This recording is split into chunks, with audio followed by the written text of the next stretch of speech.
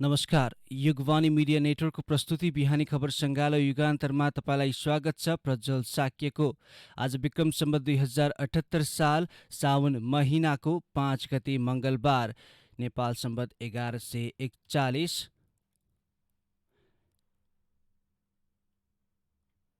दिल्लाथ्व एकादशी। आज तुलसी रोपन, चतुर्मास व्रत आरम्भ, हरिशयनी एकादशी। त्यसै गरी सन् 2021 20 जुलाई आज सूर्योदय 5:21 भएको छ। त्यसै गरी सूर्यास्त 7:01 हुनेछ। दैनिक अखबारमा प्रकाशित खबरहरूको सङ्गालो युगान्तर काठमाडौँमा रेडियो उपत्यका 87.6 मेगाहर्ज लगायत देशभरका विभिन्न रेडियो स्टेशन र रेडियो उपत्यका.com.np मार्फत एकैसाथ सुनिरहनु भएको छ। युगान्तरमा आज हामीसँग 3 लाख डोज खोप कता हरायो, 10 अर्ब सञ्चित घाटा र 47 अर्ब ऋण बोकेर उड्दै राष्ट्रिय ध्वजावाहक, मापदण्ड विपरीत दाहाललाई थप सुरक्षाकर्मी, संवैधानिक नियुक्ति बदर गर्ने सर्वोच्चमा तेस्रो निवेदन र रङ्गशाला निर्माण अन्तिम चरणमा लगायत आजका अखबारमा प्रकाशित विभिन्न सामग्री छन्। ओ माय गॉड विनिता, तिम्रो घरमा त अल्ट्राटेक ब्रान्डको सामान मात्रै पो देख्छु। हो नि, हाम्रो घरमा त अल्ट्राटेक ब्रान्डका घरायसी सामानले भरिएको छ। बलियो र टिकाउका साथै भरपर्दो सेवाको लागि टुक्क छु। त्यही त, kitchen chimney, cooking range, oven, fridge, induction चुलो, इन्फ्रारेड चुलो, स्ट्यान्ड फ्यान, वल फ्यान र आरो फिल्टर पनि रहेछ। यो आरो फिल्टरमा त तातो पानी र चिसो पानी पनि आउँछ, अनि तरकारी फलफुल पखाल्न डिटक्सिफायर पनि छ। म पनि आजै अल्ट्रा सोरुम जान्छु र सबै सामान लिएर आउँछु। कहाँ जाँदा उचित होला? अल्ट्राका घरायसी सामान देशैभर उपलब्ध छ। नजिकैको डिलर तथा डिस्ट्रिब्युटरमा जाने नि। For more details, visit www.ultragroup.com.np. Phone number 014117043 4117143. World Trade Center, 2nd floor, Tripureshwar. For dealer and distributor, 9851 000505, Ultra Group.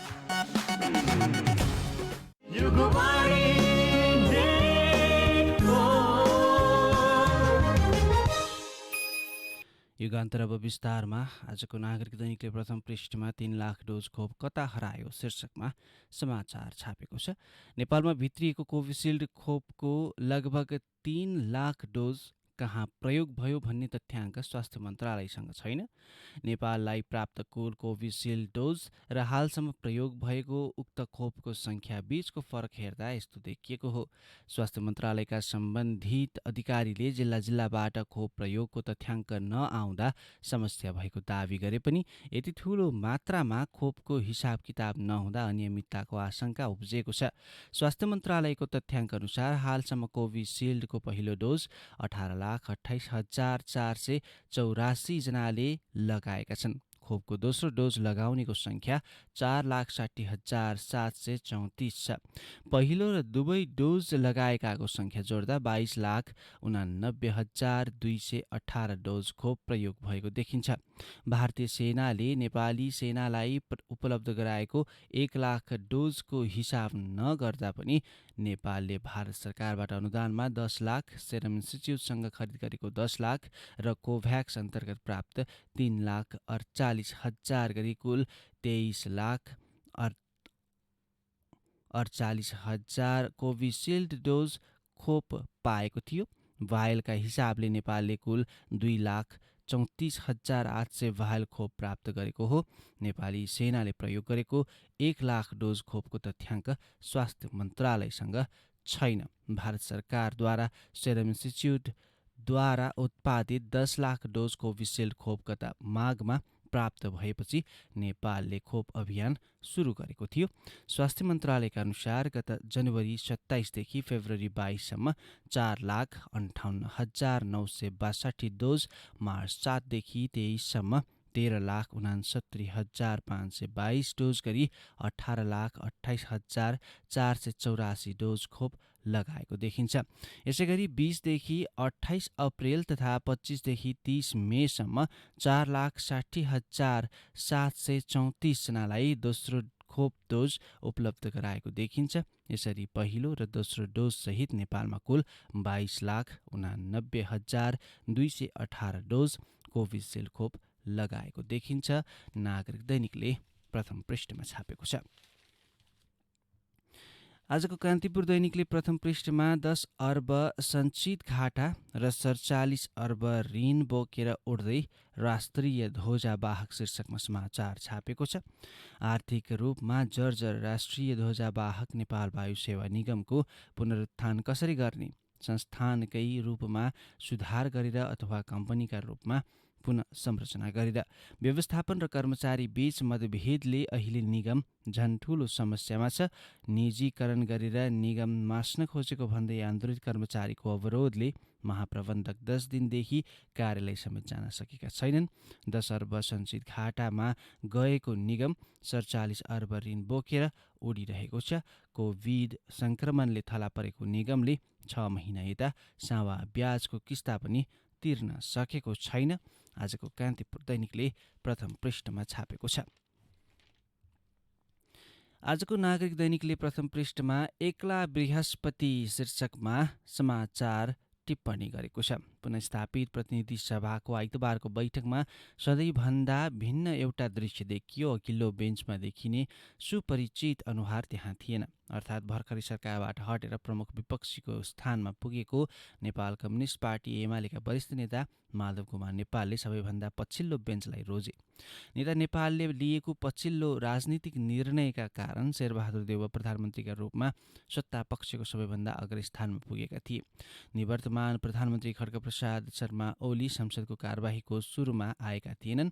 देउवाले विश्वासको मत लिन विभाजनको घण्टी बज्न सुरु गर्दा पनि उनी प्रमुख विपक्षी नेताको आसनमा बसिसकेका थिए।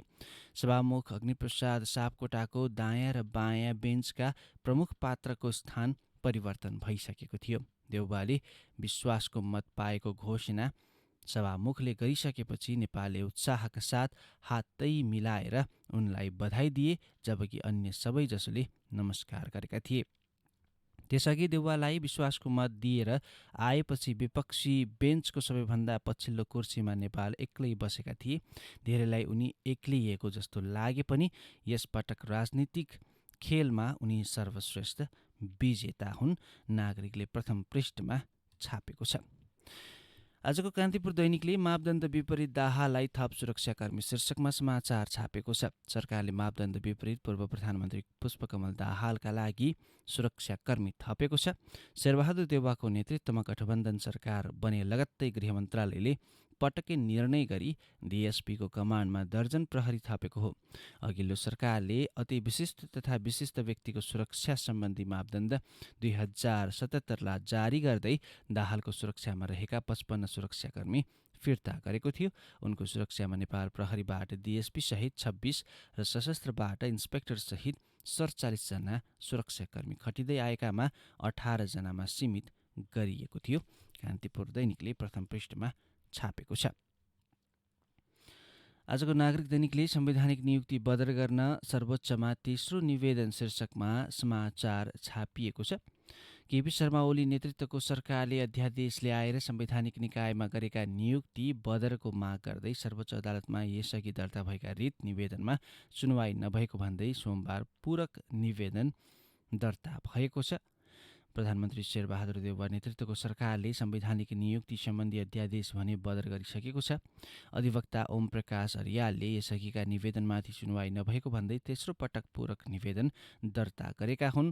उनले यसअघि 2वटा निवेदन दर्ता गरिसकेका छन्, समाचारमा उल्लेख गरिएको छ। त्यसैगरी अर्को समाचार नागरिकले प्रथम पृष्ठमै छापेको छ।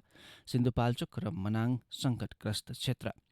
सरकारले सिन्धुपाल्चोक र मनाङ जिल्लालाई विपद सङ्कटग्रस्त क्षेत्र घोषणा गरेको छ। मन्त्री परिषदको सोमबारको बैठकले विपद जोखिम न्यूनीकरण तथा व्यवस्थापन ऐन 2074 बमोजिम असोज मसान्तसम्म लागू हुने गरी दुवै जिल्लालाई विपद सङ्कटग्रस्त क्षेत्र घोषणा गरेको हो।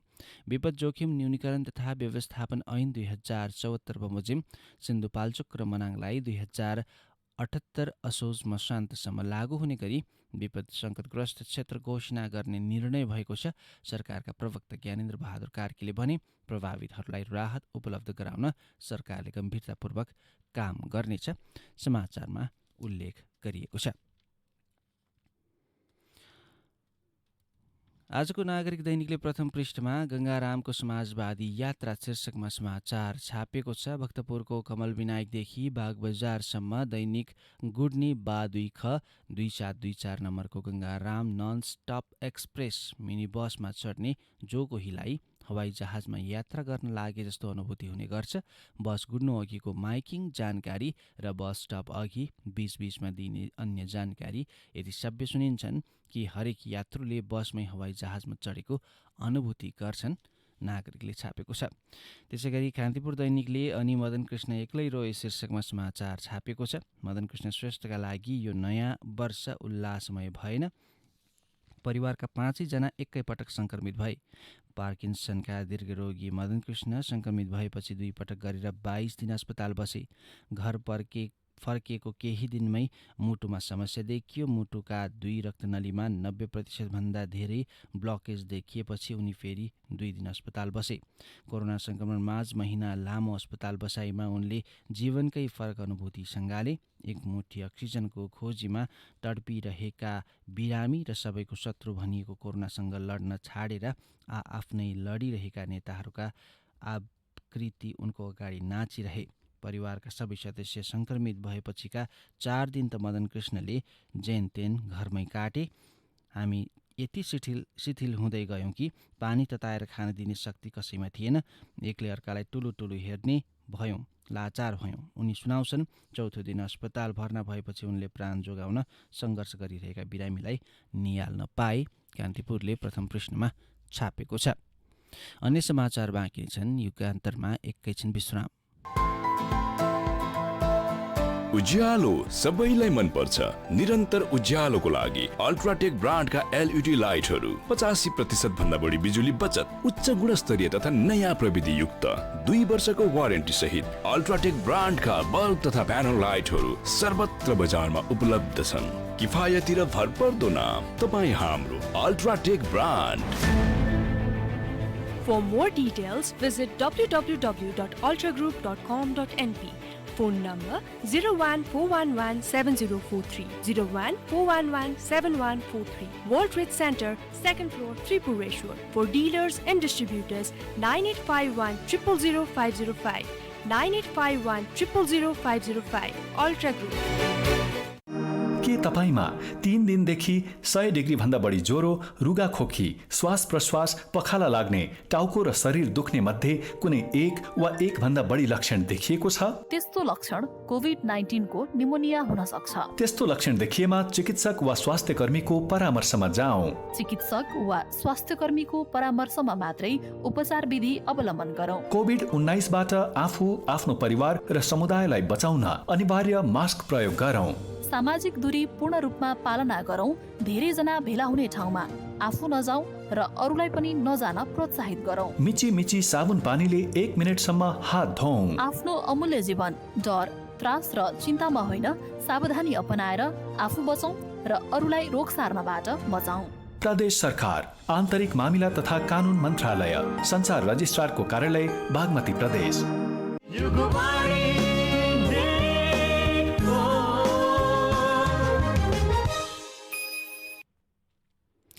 युगान्तरमा पुनः स्वागत छ। अब बाँकी सामग्री। आजको कान्तिपुर दैनिकले भित्री पृष्ठमा खोप केन्द्रबाटै सङ्क्रमणको दर शीर्षकमा समाचार छापेको छ।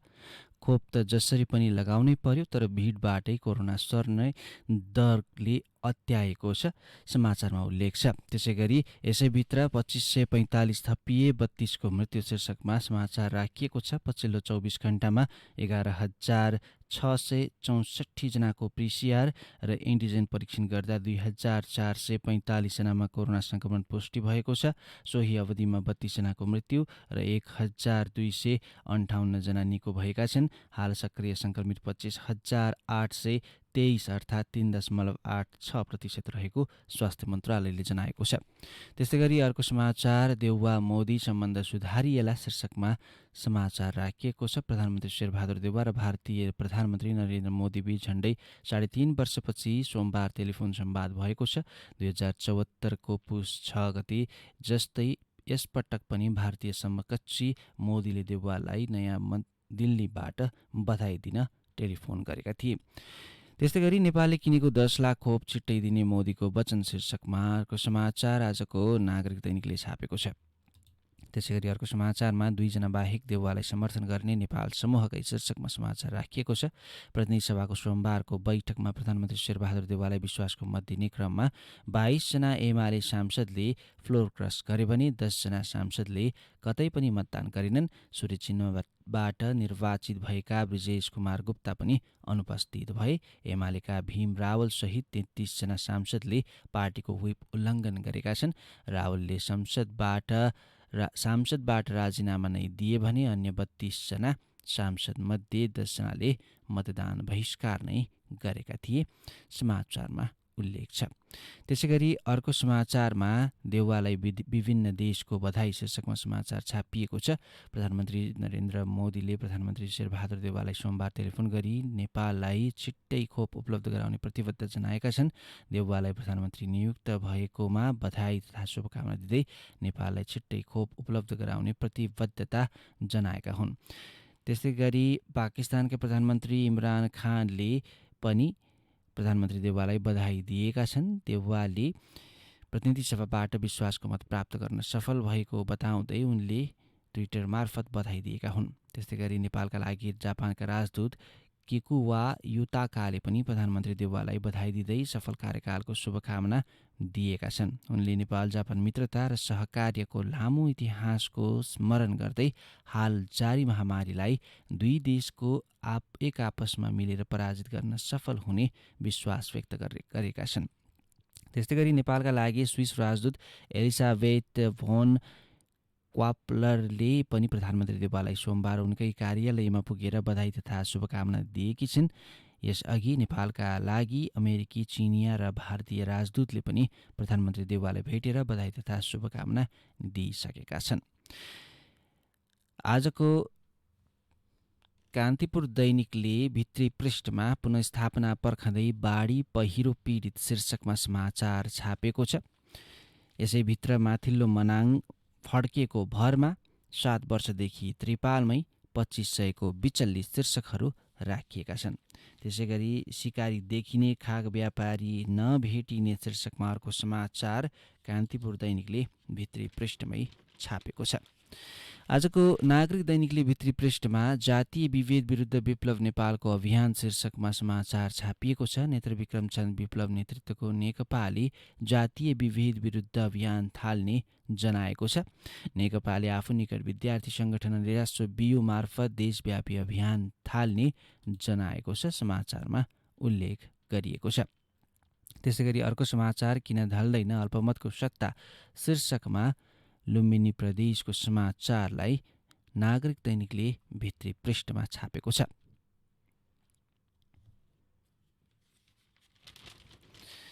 अब आजका अखबारमा प्रकाशित सम्पादकीय र विचार। आजको कान्तिपुर दैनिकले संविधानको अनुशीलन शीर्षकमा सम्पादकीय छापेको छ। अघिल्लो साता सर्वोच्च अदालतले संसद विघटन बदर तथा काङ्ग्रेस संसदीय दलका नेता शेरबहादुर देउवालाई प्रधानमन्त्री नियुक्ति गर्न परमादेश दिने क्रममा गरेको संविधानको धारा 76 सम्बन्धी व्याख्याको जगमा उभिएर आइतबार प्रधानमन्त्री देउवाले प्रतिनिधि सभामा विश्वासको मत लिएको अभ्यास हाम्रो संवैधानिक तथा राजनीतिक इतिहासमा अद्वितीय र ऐतिहासिक छ, सम्पादकीयमा उल्लेख गरिएको छ। त्यसै गरी राष्ट्रपतिको नैतिकताको प्रश्न शीर्षकमा सरिता तिवारीको लेख छापिएको छ। इतिहासकै चरम महत्त्वाकांक्षी प्रधानमन्त्रीको अहङ्कारका लागि प्रयोग हुनु राष्ट्रपति भण्डारीलाई कतिसम्म भारी भएको छ र हुनेवाला छ, यसको भेउ उनी स्वयंलाई होला कि नहोला, लेखमा सोधिएको छ। आजको नागरिक दैनिकले संसदको सन्देश शीर्षकमा सम्पादकीय छापेको छ। सर्वोच्चले देउवालाई प्रधानमन्त्रीमा नियुक्ति दिनु भनी गरेको परमादेश पनि यति बेला आएर यथार्थमा अनुदित भएको छ। यस्तो परमादेश नआएको भए राष्ट्रपति भण्डारी र ओली दुईको षड्यन्त्रबाट फेरि पनि देउवा प्रधानमन्त्रीमा नियुक्त हुन पाउने थिएनन्, सम्पादकीयमा भनिएको छ। त्यसैगरी सम्बन्धमा आउने द्वन्द्वको व्यवस्थापन शीर्षकमा डाक्टर सुभाष पोखरेलको लेख छापिएको छ। आपसमा झगडै नहुने जोडीभन्दा व्यवस्थापन गर्न सक्ने सानो विवाद परिरहने जोडीको सम्बन्ध गाढा हुने गरेको छ, लेखमा भनिएको छ। अब आजको खेल समाचार। कोरोना महामारीकै बीचमा पोखरा रङ्गशाला निर्माणले निरन्तरता पाएको छ। पोखरामा वैशाख 15बाट निषेधाज्ञा जारी भए पनि वैशाख 20बाट फुटबल स्टेडियमको काम पुनः सुरु भएपछि निर्माण अन्तिम चरणमा पुगेको हो, समाचारमा उल्लेख छ। अब आजको सुविचार। खुसी हुन धेरै सरल छ तर सरल हुन धेरै गाह्रो छ, रविन्द्रनाथ टेगोर।